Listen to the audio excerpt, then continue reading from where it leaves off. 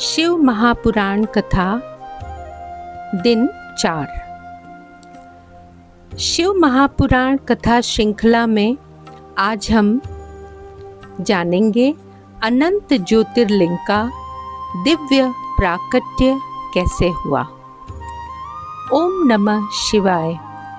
देवों के देव महादेव त्रिलोकीनाथ कैलाशपति करुणा सागर भगवान शिव को कोटि कोटि प्रणाम। प्रिय शिव भक्तों, दैवीय वाणी की शिव महापुराण कथा श्रृंखला में आपका हार्दिक स्वागत है। पिछली कथा में हमने जाना कि सृष्टि के विस्तार के साथ भगवान ब्रह्मा और भगवान विष्णु की दिव्य भूमिकाएं प्रकट हुई, लेकिन एक समय ऐसा आया जब दोनों के सामने एक प्रश्न खड़ा हुआ। इस संपूर्ण सृष्टि में सबसे महान कौन है? यही प्रश्न उन्हें इस दिव्य रहस्य तक ले गया, जिसने संपूर्ण ब्रह्मांड को भगवान शिव की अनंत महिमा का साक्षी बना दिया। आज की कथा उसी अद्भुत प्रसंग की है। कल्पना कीजिए, चारों ओर अनंत आकाश है, असंख्य नक्षत्र हैं, दिव्य लोक है, लेकिन उसी विराट ब्रह्मांड के मध्य अचानक एक ऐसा प्रकाश प्रकट होता है जिसकी कल्पना भी करना कठिन है। वह प्रकाश न सूर्य का है, न अग्नि का, न किसी साधारण ऊर्जा का। वह स्वयं परम चेतना का दिव्य तेज है, एक ऐसी ज्योति जिसका कोई आरंभ दिखाई नहीं देता और जिसका कोई अंत दिखाई नहीं देता। वह एक विशाल अग्नि स्तंभ के रूप में संपूर्ण ब्रह्मांड को प्रकाशित करने लगती है। उसका तेज करोड़ों सूर्यों के समान है, लेकिन उसमें जलाने वाली गर्मी नहीं, बल्कि दिव्य शांति का अनुभव होता है। भगवान ब्रह्मा और भगवान विष्णु उस अद्भुत दृश्य को देखकर आश्चर्यचकित रह जाते हैं। दोनों उस ज्योति को देखते हैं, ऊपर देखते हैं, लेकिन उसका शिखर दिखाई नहीं देता। नीचे देखते हैं, लेकिन उसका आधार भी दिखाई नहीं देता। क्षण भर के लिए संपूर्ण ब्रह्मांड मौन हो जाता है। दोनों देवताओं के मन में एक ही प्रश्न उठता है, यह कौन सी दिव्य शक्ति है? इसका आदि कहाँ है? इसका अंत कहाँ है? भगवान विष्णु कहते हैं, हे ब्रह्मदेव, यह कोई साधारण प्रकाश नहीं है। इसका रहस्य अवश्य जानना चाहिए। भगवान ब्रह्मा भी सहमत होते हैं। दोनों निर्णय लेते हैं कि इस दिव्य ज्योति का आरंभ और अंत खोजा जाए। भगवान विष्णु कहते हैं, मैं इसके मूल की खोज करूंगा, और वे दिव्य वाराह रूप धारण करते हैं। वाराह रूप में भगवान विष्णु उस अनंत ज्योति के नीचे की ओर बढ़ने लगते हैं। वे गहराइयों में प्रवेश करते जाते हैं, एक लोक से दूसरे लोक, एक सीमा से दूसरी सीमा। लेकिन जितना आगे जाते हैं उतना ही अनुभव होता है कि वह ज्योति और भी अनंत है। उसका कोई आधार नहीं मिलता। समय बीतता जाता है, लेकिन खोज समाप्त नहीं होती। अंत में भगवान विष्णु समझ जाते हैं, यह कोई ऐसी वस्तु नहीं है जिससे सीमित शक्ति से जाना जा सके। यह तो स्वयं अनंत सत्य है। वे विनम्र होकर उस दिव्य ज्योति को प्रणाम करते हैं और वापस लौटने का निर्णय लेते हैं। उधर भगवान ब्रह्मा हंस रूप धारण करके ऊपर की ओर उड़ते हैं। वे आकाश के पार जाते हैं, दिव्य लोकों को पार करते हैं, लेकिन उस ज्योति का अंत फिर भी दिखाई नहीं देता। जितना ऊपर जाते हैं उतना ही वह प्रकाश और अधिक विस्तृत होता जाता है। प्रिय भक्तों, यही इस कथा का सबसे बड़ा संदेश छिपा है। परमात्मा को अहंकार से नहीं जाना जा सकता। ज्ञान आवश्यक है, लेकिन ज्ञान के साथ विनम्रता भी आवश्यक है, क्योंकि जो मनुष्य यह सोचता है कि मैं सब कुछ जान गया हूँ, उसके लिए सत्य के द्वार बंद हो जाते हैं। लेकिन जो यह स्वीकार करता है कि ईश्वर की महिमा मेरी बुद्धि से कहीं अधिक विशाल है, उसके हृदय में वास्तविक ज्ञान का प्रकाश प्रकट होता है।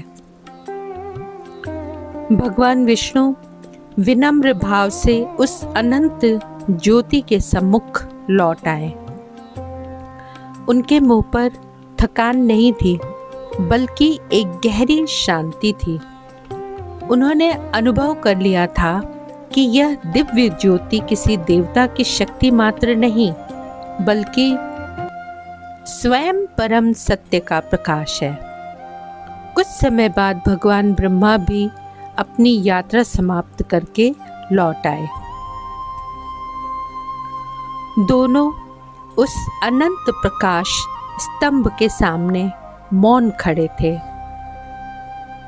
भगवान विष्णु ने हाथ जोड़कर कहा, हे ब्रह्मदेव, मैंने अपनी संपूर्ण शक्ति लगा दी। मैं लोकों के नीचे और भी नीचे गया, परंतु इस दिव्य ज्योति का मूल नहीं पा सका। आज मैं स्वीकार करता हूँ कि यह अनंत है और मेरी सामर्थ्य से परे है। उनकी वाणी में अहंकार नहीं था, केवल सत्य था, केवल विनम्रता थी। प्रिय भक्तों, यही कारण है कि भगवान विष्णु को सनातन परंपरा में सत्य और धर्म का आधार माना गया है। उन्होंने अपनी सीमा को स्वीकार करने में कोई संकोच नहीं किया। उसी समय संपूर्ण ब्रह्मांड में एक अद्भुत कंपन होने लगा। दिशाएं दिव्य नाद से गूंज उठी। ऐसा लगा मानो स्वयं ओम की अनाहत ध्वनि संपूर्ण सृष्टि में व्याप्त हो गई हो। अनंत प्रकाश और भी प्रखर हो गया। करोड़ों सूर्य के समान तेज चारों ओर फैल गया। देवगण आश्चर्य से भर उठे। ऋषिगण ध्यान मग्न हो गए। गंधर्व दिव्य स्तुतियां गाने लगे। अप्सराएं पुष्प वर्षा करने लगी। और तभी उस अनंत ज्योति के मध्य से एक दिव्य स्वरूप प्रकट होने लगा। सबसे पहले दिव्य त्रिशूल का तेज दिखाई दिया। फिर डमरू की पवित्र ध्वनि संपूर्ण ब्रह्मांड में गूंज उठी। फिर जटाओं से प्रवाहित होती मां गंगा का दिव्य दर्शन हुआ। मस्तक पर शोभायमान अर्धचंद्र, भाल पर प्रज्वलित तृतीय नेत्र, नीलकंठ, व्याघ्र चर्म धारण किए हुए, गले में नागराज, हाथ में त्रिशूल और डमरू, असीम करुणा और अनंत तेज से प्रकाशित स्वयं भगवान सदाशिव प्रकट हुए। उनके प्रकट होते ही संपूर्ण सृष्टि मानो आनंद से भर उठी। देवताओं ने हाथ जोड़ लिए, ऋषियों ने प्रणाम किया। ब्रह्मा और विष्णु दोनों ने अपना मस्तक भगवान शिव के चरणों में झुका दिया। भगवान शिव ने अत्यंत करुणामय स्वर में कहा, हे ब्रह्मा, हे विष्णु, तुम दोनों मेरे ही कार्यों के दिव्य रूप हो। एक सृष्टि की रचना का कार्य करता है, दूसरा उसका पालन करता है। परंतु यह मत भूलो कि समस्त सृष्टि का मूल एक ही परम तत्व है, जिसका न आदि है न अंत है। वही शिव है, वही ब्रह्म है, वही परम सत्य है। यह सुनकर भगवान विष्णु ने हाथ जोड़कर कहा, प्रभु, आज मुझे ज्ञात हुआ कि आपकी महिमा अनंत है। सीमित बुद्धि से अनंत को नहीं जाना जा सकता। भगवान शिव उनके सत्य और विनम्रता से प्रसन्न हुए। प्रिय भक्तों, शिव पुराण की कुछ परंपराओं में इसके बाद ब्रह्मा, केतकी पुष्प और असत्य कथन का प्रसंग भी वर्णित मिलता है। उस प्रसंग का मुख्य संदेश यह है कि ईश्वर के सम्मुख असत्य और अहंकार टिक नहीं सकते, जबकि सत्य और विनम्रता सदा सम्मान पाते हैं। इसी दिव्य घटना की स्मृति में ज्योतिर्लिंग को भगवान शिव के अनंत, निराकार और सर्वव्यापी स्वरूप का प्रतीक माना जाता है।